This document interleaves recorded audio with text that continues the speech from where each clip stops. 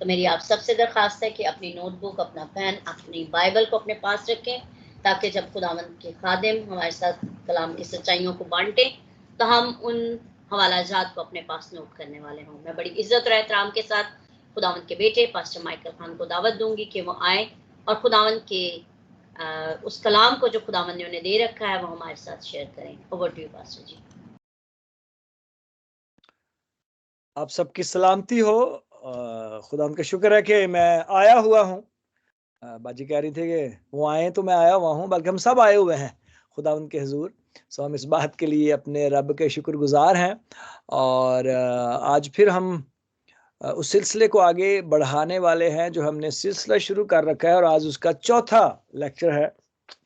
हमने मसीही मुख्तारी के बारे में जानना शुरू कर रखा है, जिसमें हमने ये बात सीख ली है खुदावंद के कलाम में से कि हम जो कुछ भी अपने पास रखते हैं या जो कुछ भी हमारे पास है वो हमारा नहीं है।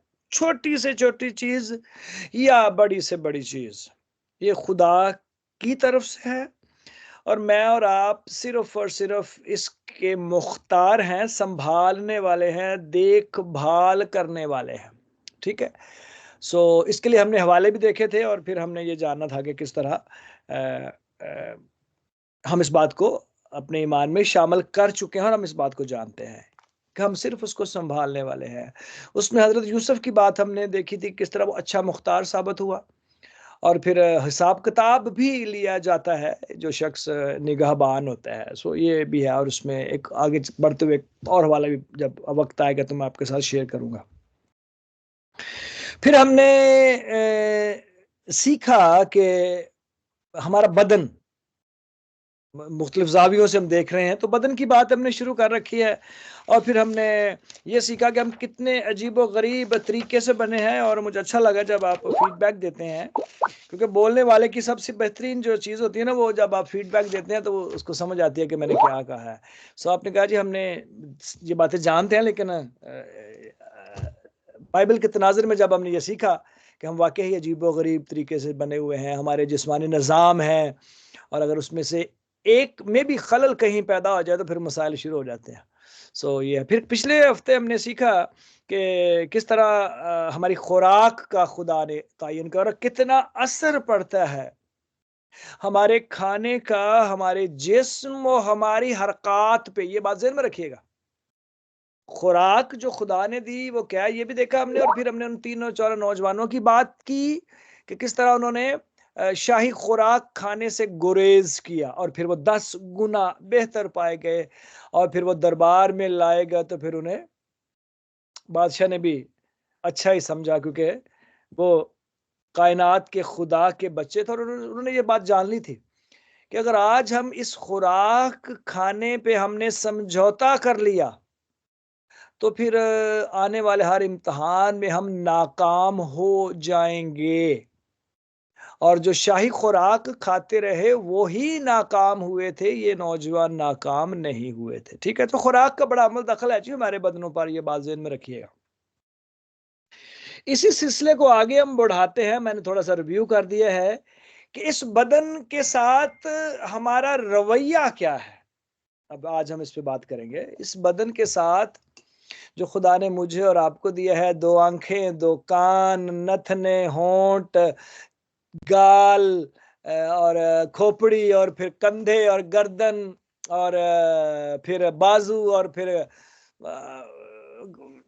यहाँ सर के बालों से लेके पाँव के तलवे तक जाएँ। खुदा का शुक्र है कि हम एक खूबसूरत बदन रखते हैं, और हर एक शख्स जिसके पास ये बदन है वो खूबसूरत बदन रखता है, क्योंकि उसको खूबसूरत खुदा ने दी है। हाँ, अगर कहीं हम कहें नहीं भाई साहब आप कैसे कह रहे हैं, कुछ लंबे होते हैं, कुछ छोटे होते हैं, कुछ मोटे होते हैं, कुछ पतले होते हैं, कुछ बेढंगे होते हैं, तो ये सब गुनाह की वजह से है। तो इस सिलसिले में हम नहीं जा रहे।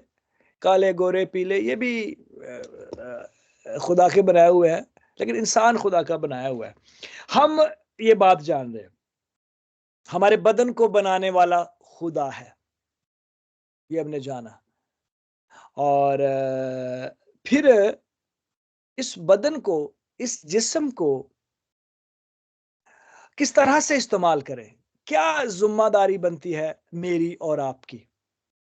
सो ये बात जान लें आप कि अगर आज बदन कमजोर है, बीमार हैं, ब्लड प्रेशर हाई है, शुगर ज्यादा है, किडनीज का प्रॉब्लम है, और पता नहीं कितने कितने मसाइल हैं। मैंने तो ऐसे ऐसे लोग भी देखे हैं जिनके बदन पे छिलके छिलकर उनके बदन से वो लिक्विड सा बहता रहता है, बदबू आती है लोगों के जिस्म से। पता है आपको, मैं तो इस तरह काम है मेरे पास कि बाद वो लोग एक जगह से दूसरी जगह ले जाता हूँ तो लोगों के पास से स्मेल आती है। व्हील चेयर्स पे होते हैं लोग, चल फिर नहीं सकते, और तकलीफ में देखता हूं मैं।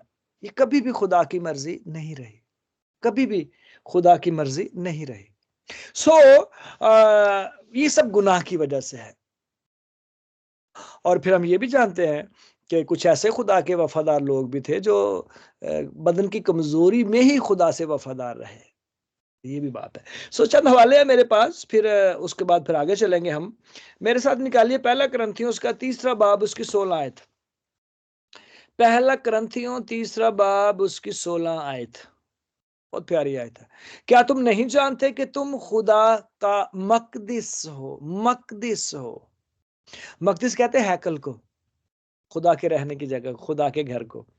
क्या तुम नहीं जानते कि तुम means Almas, Anila, Anita, Prema, Shami, Mehreen, voice of God, William, Nasreen, Surat, Agnes, Sophia, Sabar, pastor John, Michael, pastor Robert. क्या तुम नहीं जानते कि तुम खुदा का मकदिस और खुदा का रूह तुम में बसा हुआ है। और जो अगर कोई फेसबुक पे भी है तो उसको भी। सो ये जानना हमें जरूरी है कि मैं और आप खुदा की हैकल हैं, ये जिस्म।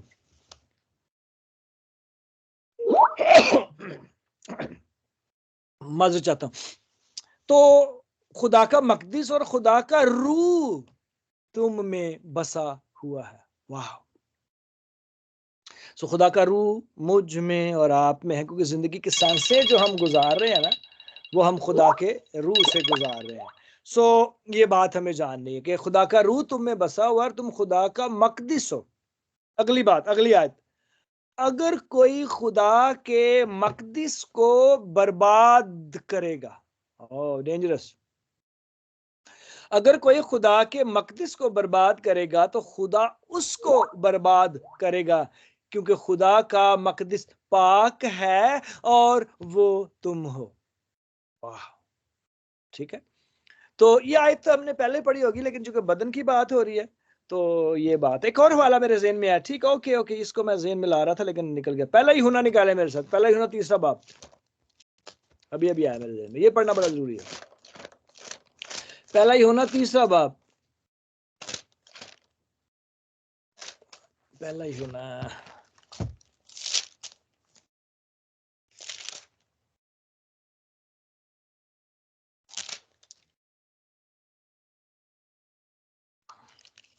तीसरा ही होना शायद, ऐसे मैं तो, मुझे जरा थोड़ा टाइम दे प्लीज। यस, यूहन्ना का तीसरा खत, उसका तीसरा खत उसकी दूसरी आयत। यूहन्ना का तीसरा खत उसकी दूसरी आयत, क्योंकि इसका बाब एक ही है, तो जब एक बाब होता है तो फिर वो बोलना जरूरी नहीं होता। अय प्यारे, अय प्यारो, चलो प्यारे आप जाती है लेकिन हम कुछ ज्यादा है। अय प्यारो, अय प्यारे, मैं ये दुआ करता हूं कि जिस तरह तू रूहानी तरक्की कर रहा है उसी तरह तू सब बातों में तरक्की करे और तंदुरुस्त रहे, तंदुरुस्त रहे। ठीक है। सो यहाँ खुदा की ख्वाहिश है तंदुरुस्त रहे हम, तंदुरुस्त, तंदुरुस्त, तन, तन बदन, बदन को तन भी कहते हैं, और दुरुस्त ठीक रहे। सो खुदा की ख्वाहिश है यूहन्ना के खत के जरिए कि हम तंदुरुस्त रहें, तरक्की करें लेकिन तंदुरुस्त रहें। तरक्की बहुत दफा तंदुरुस्ती के सर पे होते हैं, और ये बाइबल में लिखा है कि तंदुरुस्ती 1000 नेमत है, तंदुरुस्ती 1000 नेमत है। हमने मजमून भी लिखा हुआ है जब हम स्कूल में थे, हाई स्कूल तक, तंदुरुस्ती 1000 नेमत है। अगर आपको याद आ रहा है तो हमने लिखा है तंदुरुस्ती 1000 नेमत है। क्या क्या उसमें नेमत है? नेमतें ही नेमतें। अगर आप तंदुरुस्त है ना तो फिर आपके पास नेमतें ही हैं, अगर आप बीमार हैं तो फिर मसले मसाइल ही हैं। और बहुत सारे लोग हैं मेरे ज़हन में आ रहे जो बेचारे बीमार है और उनसे चला भी नहीं जाता और वो सांस फूला होता है उनका। सो खुदा चाहता है कि हम तंदुरुस्त रहें, ये उसकी ख्वाहिश है। तंदुरुस्ती का इन्हसार खुराक पर भी है और हमारे ताल्लुकात पर भी है जो रब के साथ है हमारे। ठीक है, और फिर अभी जो आयत मैंने शेयर की, फिर दोबारा उस तरफ जाएंगे। वो क्या है जी? पहला पतरस 3 बाब, पहला कुरिन्थियों 3 बाब, उसकी 16वीं आयत। क्या तुम नहीं जानते कि तुम खुदा का मकदिस हो और खुदा का रूह तुम में बसा हुआ है? अगर कोई खुदा के मकदिस को बर्बाद करेगा तो खुदा उसको बर्बाद करेगा, क्योंकि खुदा का मकदिस पाक है और वो तुम हो। इस आयत को बड़ी मुख्तलिफ तरीकों से लिया जा सकता है। इससे पहले कि मैं आगे बढ़ूं, दुआ नहीं की मैंने, ये दुआ करते हैं। खुदा, मैं इस वक्त फिर से अपने आप को तेरे सुपुर्द करता हूँ। मेरी सारी कमजोरियां जो इंसान होने के नाते हैं तेरे सुपुर्द करता हूँ। तेरा जोर, तेरी कुव्वत, तेरी रहनुमाई मांग लेता हूँ, लफ्ज़ों की तरतीब, और हम सब में से हर एक को सुनने वाले कान और कबूल करने वाला दिल और जहन अता फरमा। और जो वक्त हम इस तेरी आवाज़ को सुनने में गुजारते हैं, काश कि वो हमारे दिलों को छुए और हम बदल जाएं, और अब इस बदन की हिफाजत करें जो तेरे रहने की जगह है, यीशु के नाम से, आमीन। मैं इसको इस तरह भी लेता हूं कि खुदा का रूल कुदस मुझ में, आप में बसा हुआ है। रूल कुदस खुदा का काम, क्योंकि लगा तुम पाक हो। तो जब हम ये कहते हैं हम पाक है, तो उसका मतलब पाक रूह हमारे अंदर है। वो एक अलग नुकता है कि हम उसको काम करने देते हैं कि नहीं देते, लेकिन बाज दफा ये चीज देखने को मिली है कि हम बाज दफा नाइट प्रेयर्स का इंतजाम करते हैं और पूरी पूरी रात रूल कुद्स मांगते हैं, खुदा अपने रूल कुद्स को भेज। ऐसा होता है, ठीक है। लेकिन यहां क्या लिखा हुआ है? खुदा का मकदस पाक है और वो तुम हो। अगर पाक रब ने ये जिस्म दिया तो हम पाक हैं। इसका मतलब रूल कुद्स है, इधर ही है। काम उसको हम करने देते हैं या नहीं देते, तो अंदर के रूह को हमने काम करने देता, और वो जमीर है हमारा अंदर का रूह। सो खुदा ने हमें ज़मीर दे रखा है। और अब मुझे नहीं पता कि जब हम रात को नाइट प्रेयर्स का इंतज़ाम करते हैं, पूरी पूरी रात गुजारते हैं, रूल कुदस ढूंढते हैं, तो अंदर जो रूल कुदस खुदा ने दिया हुआ है वो किधर है? वो तो लभो। इसलिए बाबा बुल्ले शाह कहता है, मैं फिर शेर सुना रहा हूं, रब रब कर दे बुढ़े हो गए, पादरी पंडित सारे, रब दा खोज खुरा ना लब्बा, सिजदे कर कर हावे। और रातां ला छाड़ने असीं ते रूल कुदस बारे कित्थे हुंदा है? रब रब करदे बुढ़े हो गए, पादरी पंडित सारे, रब दा खोज खुरा ना लब्बा, सिजदे कर कर हारे। रब ते तेरे अंदर वसदा, विच किताबां इशारे, बुल्ले शाह रब ओनू मिलदा जेड़ा अपने नफ्स नू मारे। नफ्स कहते हैं दुनियावी सोच। खुदा ने हमें हुक्म दे रखा है कि नफ्स नू मारो। असी जमीर मार छड़े अपना अपना। अंदर का आदमी जो सच्चा है, जो खुदा की आवाज है, इसमें फिर कोई बात होगी। सो रूल कुदस है मुझ में, ए बाहरों ना लभ्या करो, अंदर जेड़ा खुदा ने तुहानू फीलिंग्स दिते ने, जज्बे दिते ने, उन्हां नू जगाओ, तो फिर रब लभना जे। ठीक है। सो हम खुदा का मकदिस हैं, खुदा के रहने की ये जगह है। हाँ, ये हैकल, सिनेगॉग्स, बड़ी बड़ी गिरजाघर, कलीसा, कलीसा चर्च की इमारत को कलीसा भी कहते हैं। कलीसिया लोग हैं, कलीसा इमारत है। सो बड़े बड़े सिनेगॉग्स, कलीसा इमारत, और साथ में ये रूम, ये पता नहीं कितनी कितनी बड़ी इमारत है। ठीक है, वो बहुत जरूरी है, वो भी। सबसे बढ़कर ये इस साइकिल की बात। तो ये खुदा हमें ये बता रहा है कि तुम पाक हो, क्योंकि पाक रब ने मुझे और आपको बनाया है। ठीक है। अच्छा, आगे 19 आयत, 6 बाब की 19 आयत पे चलते हैं। जिसी किताब का छठा बाब उसकी 19वीं आयत। क्या तुम नहीं जानते कि तुम्हारा बदन रूल कुद्स का मकदिस है जो तुम में बसा हुआ है? ठीक है। और तुमको खुदा की तरफ से मिला है और तुम अपने नहीं। क्लियर, हम अपने नहीं है, मुख्तार। हम सिर्फ मुख्तार हैं इसके। देने वाला रब है। तुम तुम अपने नहीं, क्योंकि कीमत से खरीदे गए हो। बस अपने बदन से खुदा का जलाल जाहिर करो। आमीन। क्लियर। सो खुदा चाहता है कि हम इस बात को जब जान चुके हैं तो फिर इस पे मजबूत हो जाएं कि ये जिस्म खुदा के रहने की जगह है। हाँ, ये मुश्किल है इसको संभालना, क्योंकि हम ऐसी दुनिया में रहते हैं जहाँ कोई पता नहीं कदों केड़ा काम किधरों हो जाए अबलीस दा। ठीक है, लेकिन बड़ा जरूरी है कि इस बात को हम समझ चुके हैं और इस पे अमल जारी रखें और जाने कि मेरा खुदा चाहता है कि हम तंदुरुस्त रहें, और ये जाने कि हम पाक हैं, और ये भी जाने कि हम कीमत से खरीदे गए और हम अपने नहीं हैं, अपने नहीं हैं, खुदा के। अच्छा, एक और शेर याद आ गया मुझे। हम अपने भी हैं, क्योंकि अगर ये जानते हैं कि ये बदन मेरे रब ने मुझे दिया है, तो फिर हम अपने हैं क्योंकि वो देने वाला अपना है ना। तो उस अपने ने ये बदन दिया है। अपने मन में डूब कर पाजा सुरागे जिंदगी, अपने मन में डूब कर पाजा सुरागे जिंदगी, तू अगर किसी का नहीं बनता तो ना बन, अरे अपना तो बन। सो ये बात आगे बढ़ रही है। अब बात आती है कि अगर खुदा का ये मकदस है तो ये फिर परेशानियां, बीमारियां, खराबियां क्यों, कैसे हम इसको बर्बाद करते हैं? या लफ्ज ही बर्बाद करते हैं हम जी, कैसे बर्बाद करते हैं जी हम? क्या कभी आपने गौर किया कि ये बर्बाद हम कैसे करते हैं? यस,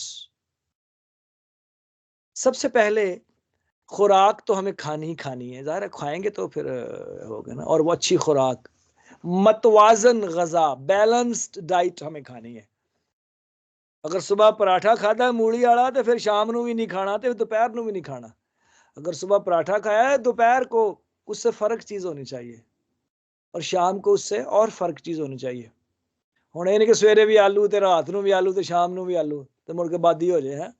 तो बैलेंस डाइट हमने सीखी हुई है, और बड़ा जरूरी है कि हमारी खुराक मतवाजन हो, बदल बदल के खुराक खानी चाहिए जो हमारे बदन की हर जरूरत को पूरा करे। तो यहाँ बहन पिछले दिनों हमारे साथ ही शहनाज, शायद उनका नाम था, वो कह रही मैं नर्स हूँ, तो कभी उनसे बात करके कहेंगे बैलेंस डाइट के बारे में बताएंगे, बैलेंस डाइट क्या होती है और कैसे खाते हैं। तो ये बात नोट करके हमारी खुराक बैलेंस होनी चाहिए, हर वक्त एक ही खुराक नहीं खाते रहना चाहिए। और जो लोग हर वक्त एक ही खुराक खाते हैं वो भद्दे हो जाते हैं, फिर दूसरी जरूरियात उनके बदन की पूरी नहीं होती। अच्छा, खराब कैसे करते हैं इसको, तबाह कैसे करते हैं?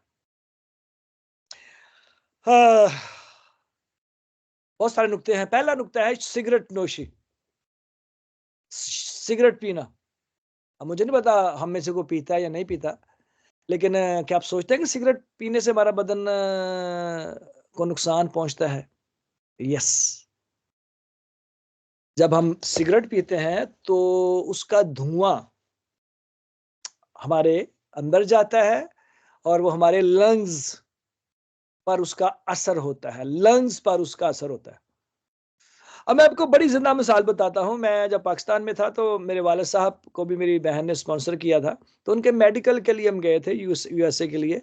तो उनकी मेडिकल रिपोर्ट जो आई थी, उन्होंने वहाँ एक्सरे भी करते, तो उनके लंग्स में छोटे छोटे सुराख थे, और मुझे उन्होंने दिखाए थे कि ये देखें जी आपके वालिद साहब के लंग्स जो हैं वो कमज़ोर हैं, और क्या ये सिगरेट नोशी करते रहे हैं जवानी में? तो मैंने कहा जी हाँ, ये सिगरेट नोशी करते थे मेरे वालिद साहब, और फिर उन्होंने छोड़ दी। उसका एक प्रॉब्लम आया था, वो भी मुझे याद है कि वो रुई जो था ना, हमने वो उसको करवाया था, पिंजाई थी, या उसको ले गए थे हम उसको, जब रज़ाइयाँ बनाते हैं तो उसको पुराने रुई को ले जाते हैं मशीन पे, तो फिर उसको मशीन में डालते हैं, थोड़ी फूल जाती है। तो वो रुई हमने वापस लाए घर में, तो वो मुझे माँ ने कहा कि इस रुई को उठा के ना कमरे में रख दो। तो वो मतलब नहीं, नहीं, नहीं, ऐसे नहीं हुआ था। मेरी माँ ने मुझे कहा कि माचिस लेके आओ, तो मैं माचिस लेके आया, तो वालिद साहब जो थे वो रुई उठाकर कमरे में रखी उन्होंने, और उसके बाद वो पता चला कि रुई जल गई, और मैं उसी असना में माचिस लेके किसी शख्स से, मेरे वालिद के दोस्त आए हुए थे तो उनको देने गया था। तो उस रुई वो जल गई, और माँ ने सोचा कि इसने माचिस चूँकि लिया, इसने वहाँ आग लगा दिया। तो मैंने कहा मैंने ऐसा कुछ नहीं किया, मैं तो अंदर गया ही नहीं हूँ। तो फिर बात बनते बनते ये पता चली कि जब वालिद साहब रुई उठा रहे थे तो उनके हाथ में सिगरेट थी। वो सिगरेट भी पी रहे थे और रुई उठा के उन्होंने रखी अंदर। तो आपको पता है रुई कितनी नरम होती है, गाले होते हैं रुई के, जैसे बर्फ के गिरते हैं जी, जो बर्फानी मुल्कों में रहते हैं। तो वो रुई लगी और वो पूरा रुई जल गई। और फिर उसके बाद मुझे तो डांट पड़ी, फिर वालिद साहब को कुछ ना कुछ सुनना पड़ा होगा। जो शोहर है वो बेहतर जानते हैं, कुछ बीवी अगर सरेआम ना कहे तो कुछ ना कुछ तो कहती है। तो उसके बाद फिर उन्होंने सिगरेट नोशी छोड़ दी, लेकिन उसके असरात उनके लंग्स में 85-84 ईयर्स के थे वो मौजूद थे, बल्कि बड़े हो गए थे। ये हमारे लंग्स पे असर करते हैं। और लंग्स वो हिस्सा है हमारे बदन का जो हमारे सांस के निज़ाम में बुनियाद है। हमारे नथनों से सीधा जो सांस है ना वो लंग्स में जाता है। और आपको पता है कि वो शख्स जो नॉर्मल जिंदगी बसर करता है, नॉर्मल से मुराद ये है जो एक्सरसाइज नहीं करता, उसके जो फेफड़े हैं वो सिर्फ 70 से 80% काम करते, इस्तेमाल करता उनको। वो एक शख्स जो एक्सरसाइज नहीं करता, उसके लंग्स 70 से 80% काम कर रहे होते हैं, क्योंकि वो सिर्फ नॉर्मल जिंदगी बसर करता है, एक्सरसाइज नहीं करता, लंबे लंबे सांस नहीं लेता, सुबह खुली फजा में नहीं जाता, तो उसके फेफड़ों में ताज़ा हवा नहीं भरी जाती। तो हमारा जो फेफड़ों का निचला हिस्सा है ना वो तकरीबन फूलता नहीं है। तो लिहाजा कोशिश किया करें कि सुबह उठ के खुली फजा में लंबे लंबे सांस लिया करें, नथनों के जरिए भी और मुंह खोल के भी। मैं रोजाना ये करता हूँ। और फिर आपका जो पूरे फेफड़े जो है ना सुबह फूलने चाहिए। तो सिगरेट नोशी जब हम करते हैं तो उसका धुआं हमारे लंग्स पे असरअंदाज होता है और हमारे फेफड़ों में आहिस्ता आहिस्ता वो कमजोर होना शुरू होते हैं। और हमने, चूंकि पादरी साहब को पता है, पास्टर रॉबर्ट को भी पता है कि क्विट स्मोकिंग का जब प्रोग्राम होता था उसमें प्रैक्टिकल किया जाता था कि वो लंग्स जो स्मोक करता है जो शख्स, उसके उसमें टार एक वो लिक्विड सा काला, उसके उसके फेफड़े काले हो जाते हैं और फिर उसमें वो बंद हो जाते हैं मसाम, उसके उसके मसाम बंद हो जाते हैं और वो कमज़ोर हो जाता है। तो लिहाज़ा सिगरेट नोशी जब हम करते हैं तो उससे हमारे निज़ाम तनफ़्फ़ुस पे असर होता है, हमारे लंग्स होते हैं और फिर आप बीमार हो जाते हैं, उसमें हमें प्रॉब्लम होते हैं। तो क्या ये नुकसान नहीं हम पहुँचाते सिगरेट नोशी से? मैं जिसको भी सिगरेट पीते देखता हूँ, मैं उसके पास जाता हूँ, hello brother, how are you, कैसे हैं आप, ठीक है? So I have one question for you. जी, जी, बताइए क्या सवाल ये है कि मुझे please tell me one benefit of smoking. मुझे सिगरेट नोशी का एक फ़ायदा बताओ। I want to start. मैंने भी शुरू करनी है। I want to start. I love smoking while when I see you smoking, मुझे अच्छा लगेगा कि मैं भी स्मोक, मतलब मुझे फ़ायदा दो। Oh no, no, there is no benefit, no benefit. उसका कोई, तो क्यों पी रहे हो आप? We have become habitual and this and that. So वो जानते हैं इसका कोई नुकसान नहीं है। इसका जेब पर बोझ है, इसका आपके लंग्स पर बोझ है और फिर हर उस शख्स पर बोझ है जो सिगरेट तो नहीं पीता लेकिन आपके पास बैठा होता है और आपकी सिगरेट का धुआं उसके नथनों में भी जाता है। पता है आपको इस बात का? पता होगा। सो ये बहुत खतरनाक है जी, ये सिगरेट नोशी। और इसलिए इस डिब्बियों पे लिख दिया है कि सिगरेट नोशी मुज़र सेहत है। लिखने से कुछ नहीं होता, अमल से जिंदगी बनती है, जन्नत भी जहन्नम भी, ठीक है? सो ये है। और भी इसके असरात हैं सिगरेट नोशी के। और पास्टर जोसेफ जाहिद के लंग्स को पता आपको कमज़ोर उनके हो गए थे, कैंसर हो गया था। हालांकि वो सिगरेट नोशी नहीं करते, लेकिन डॉक्टर ने कहा है कि आपके लंग्स पे अफेक्ट हुआ है। तो उसने कहा जी मैं तो सिगरेट नोशी नहीं करता। तो उसने कहा जी अगर आप नहीं करते, आप इस माहौल में रहे हैं। हाँ, ज़ाहिर आ रहे हैं हम माहौल में। सिगरेट जब कोई भी शख्स पीता है, या धुआं, मुज़र धुआं, फैक्ट्रीज़ का धुआं, गाड़ियों का धुआं, ये भी हमारे अंदर जाता है। इसलिए जो पढ़े लिखे, जो बड़े तरक्की याफ्ता मुल्क हैं, वो अपनी गाड़ियों के धुओं को भी और अपनी फैक्ट्रीज़ को भी शहर में वो नहीं बनने देते, शहर से बाहर, ताकि उनका मुज़र धुआं। और फिर हमारे पानी से भी ये चीज़ें होती हैं। आपको पता है ये हमारे फेफड़े खराब होते हैं और ये चीज़ें हैं। सो सिगरेट नोशी जो है जी ये बहुत नुकसानदेह है। तो क्या ये नुकसान नहीं देती हमारे बदन को? यस, देती है, ठीक है? तो मुख्तसर बात ये है। दूसरा, शराब नोशी। क्या सोचते हैं, शराब नोशी इजाज़त है? शायद कह दें हाँ जी, हाँ जी। वो वो किसी और तनाज़ुर में है, लेकिन ये शराब जो है ना, ये बहुत नुकसानदेह है हमारे जिस्म के लिए। खुदा ने अपने कलाम में मना कर रखा है। समसून की कहानी याद है ना? ठीक है, समसून की कहानी। मुझे प्लीज प्लीज मुझे जरा ना थोड़ा सा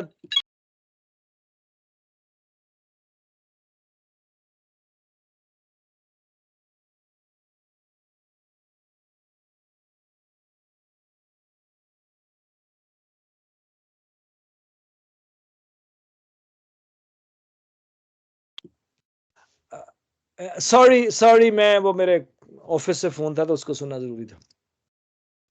शराब बहुत खतरनाक है, ये भी आपके अंदरूनी निजाम को असर देती है।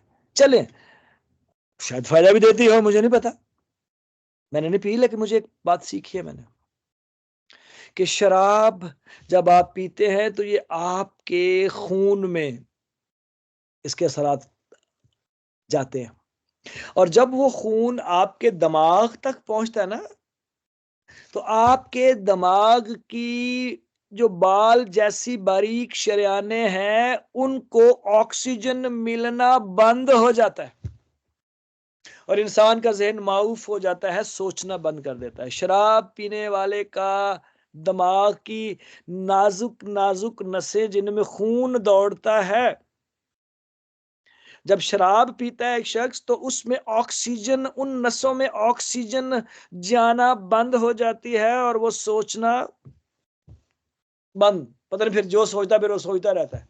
और मुझे कुछ तजर्बात लोगों के याद आ रहे हैं, वो अपने नहीं, मैं तो नहीं पीता हूँ, कि किस तरह वो शराब पी के हरकत करते हैं। और कई लोग इसको सपोर्ट भी करते हैं, उन्होंने शेरों में इसको क्या रखा है, अब मैं शेर सुनाता हूँ आपको, लेकिन हम उससे मुतफिक नहीं है। शराब पी के बहकना ही है अगर तो ना पी, शराब पी के बहकना ही है अगर तो ना पी। अब अगला अगला हिस्सा मैंने सुना रहा, तो शराब पीने वाला बहक जाता है। और बाइबल में फिर एक और बात लिखी हुई है कि उमरा बादशाहों को, मुनसिफों को तो शराब के नज़दीक भी नहीं जाना चाहिए, क्योंकि वो इंसाफ नहीं दे सकते। शराबी बंदा इंसाफ नहीं दे सकता। शराबी बंदे की सोच सुई जहां अटक जाती है फिर वो अटक जाती है, और इसके असरात 24 घंटे रहते हैं आपके बदन में, आपके जहन पर।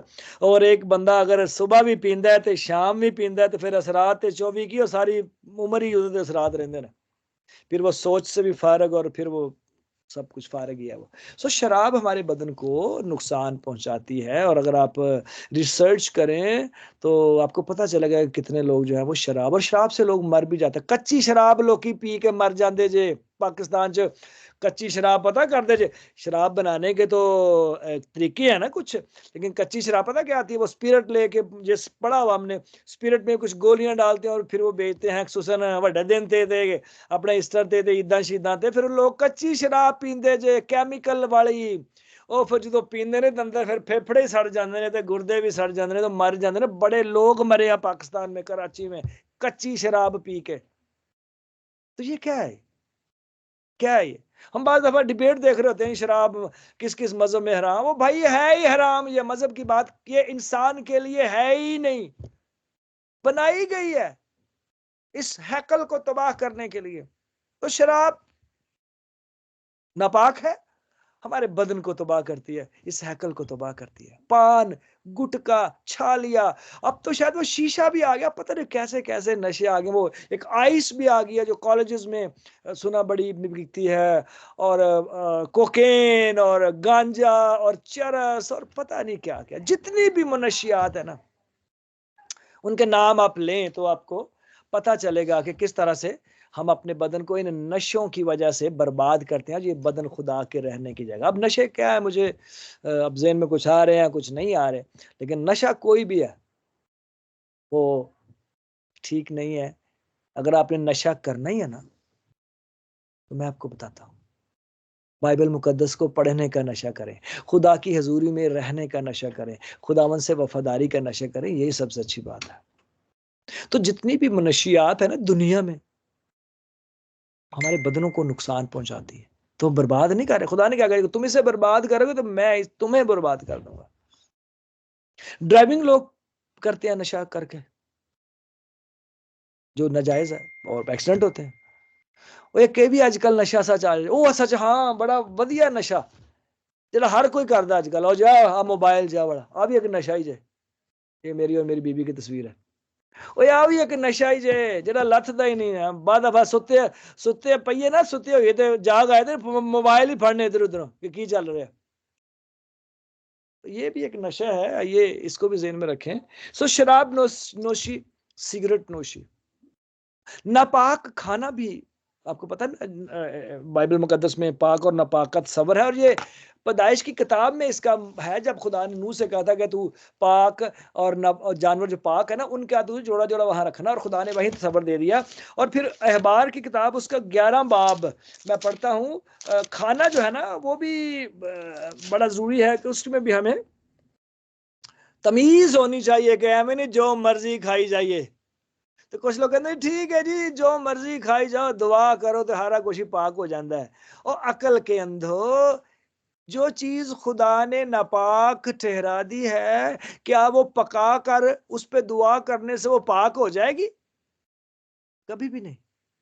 जो ठहरा ही नापाक दिया मेरे रब ने तो आपकी और मेरी दुआ से वो पाक नहीं हो सकती। नापाक इज नापाक, clean is clean, unclean is unclean.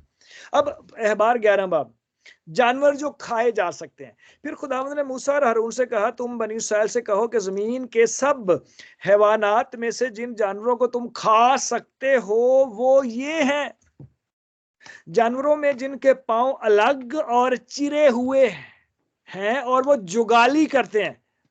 जुगाली करते हैं तुम उनको खाओ। जुगाली पता क्या होता है? ये करती हैं, भैंस करती है, गाय करती है, बकरी करती है। तो जो खाना खाते हैं ना फिर पूरा साबुत खाना अंदर लेते हैं, फिर वो बैठ जाते हैं, फिर कुदरत के निजाम में उनकी खुराक के गोले बनते हैं, मुंह में आते हैं, फिर इसको चबाते रहते हैं। ठीक है, फिर वो अंदर लेते हैं। तो जुगाली करते हैं, पांव चिरे हुए हो और वो जुगाली करते हो तुम उनको खाओ।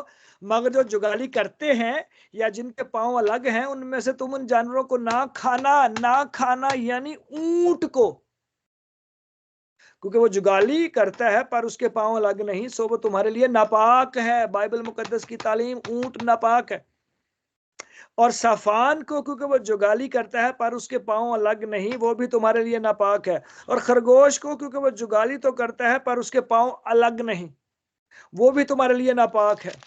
और सूअर को, क्योंकि उसके पांव अलग और चिरे हुए हैं पर वो जुगाली नहीं करता, वो भी तुम्हारे लिए नापाक है। तुम उनका गोश्त ना खाना और उनकी लाशों को न छूना, वो तुम्हारे लिए नापाक है। ये खुदा के इंतजाम में नहीं था, लेकिन नूह के तूफान के बाद खुदा ने कहा कि जानवर भी खाओ, लेकिन पाक और नापाक का खुदा ने यहाँ फर्क दे दिया।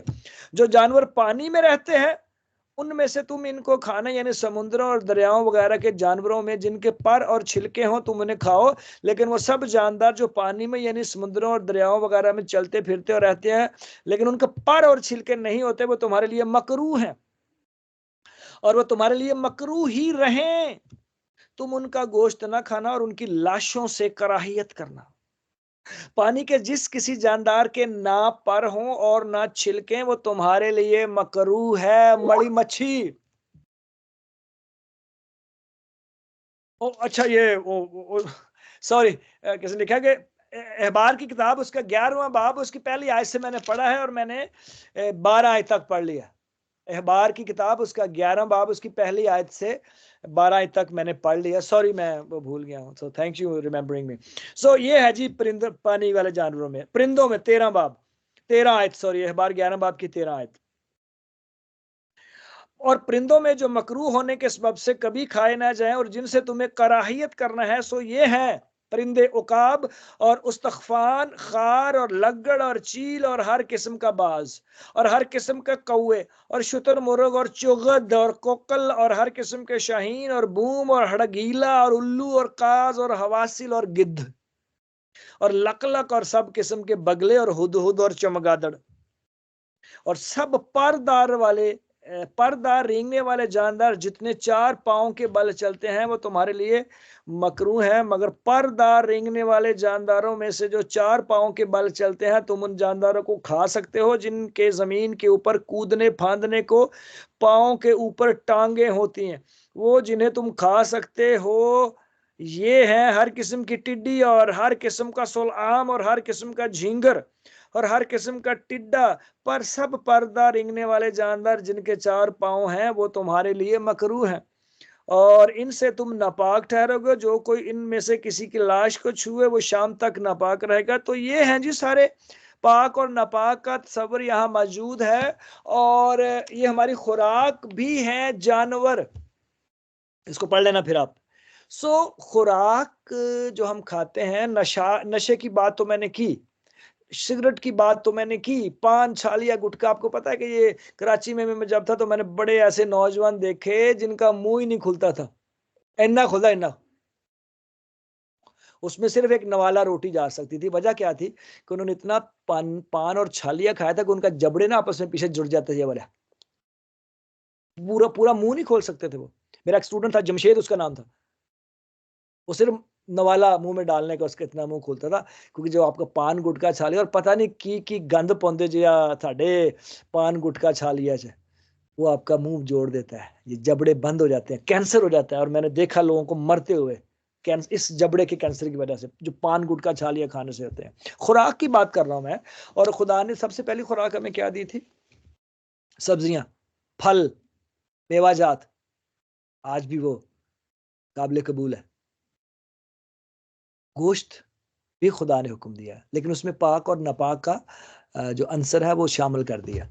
अब वो मैंने आपको बता दिया। अब अगले दफा जब हम बढ़ेंगे तो फिर हम देखेंगे कि फिर खुराक का हमारे बदन पे क्या असर होता है। तो अभी चलते हैं, कोई बात नहीं, मसीह मुख्तारी शुरू किया है तो ये जानना बड़ा जरूरी है, क्योंकि देखो जी और जान है ते जहान है, और तंदुरुस्त होवांगे तो खुदा दे मर्जी ਨੂੰ पूरा कर सकांगे ना।